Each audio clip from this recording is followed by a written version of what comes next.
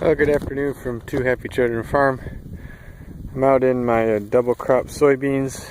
If you remember, this was a crop we planted July 13th, immediately after corn harvest was off. And I'm evaluating right now my weed control and how we did in this no-till crop. So some of the basics are pre-plant we did a burn down with glyphosate, and then did a pre-emerge using 1.5 pints of prowl. And then 4 weeks after planting we came back and cleaned up the volunteer corn with Select Max.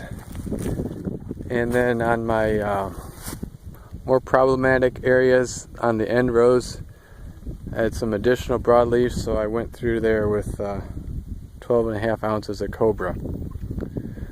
So what you're looking at here is some areas that was just treated with tap out post-emerge and nothing else.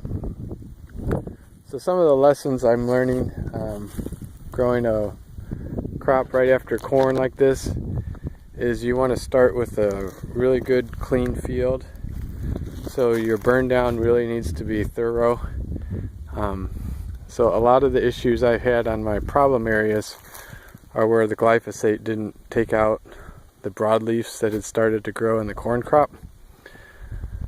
So next year my burn down, I'm also going to include something like sharpen to make sure those broadleafs are really dead.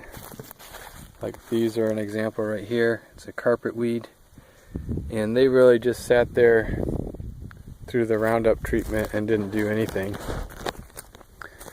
And then also learned that you can use Cobra, but if you don't want to mess up the plants too much, try to do it on the first pass, say 5 weeks after planting or so.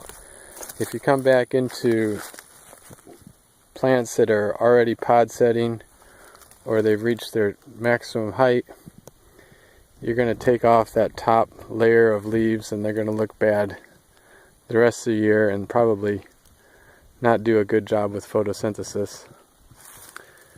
Another challenge is this field never closed in the rows, so these are 30-inch row spacing, and so I still have exposed dirt here, which makes it harder to control the weeds, but you can see it's still pretty clean. So doing this crop, I have not added to the seed bank at least, and unlike last year where I just pulled the corn off and then waited till the very last minute to do my burn down, I haven't let a lot of new weeds come up because I've been maintaining this crop.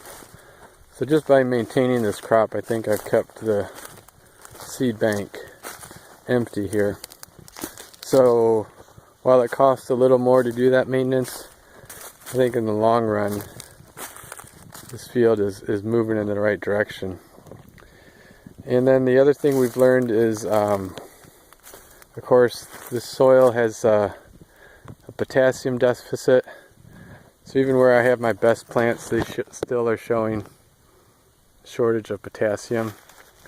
So I think that's going to go a long way next year to getting this row closure done, which will help my weed control.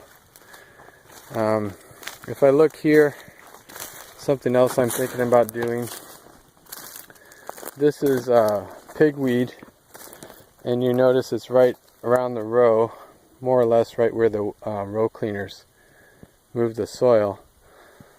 So one thing I'm thinking about doing is doing my burn down and prowl application after I plant, so that I don't move the soil away, and then this pigweed wouldn't have come up. So it really hugs the row right where the row cleaners would move the soil. So that'll be interesting, because after a couple days of planting you're kind of tired, and then have to go back and do your burn down and whatnot. but that might be something to look at for next year.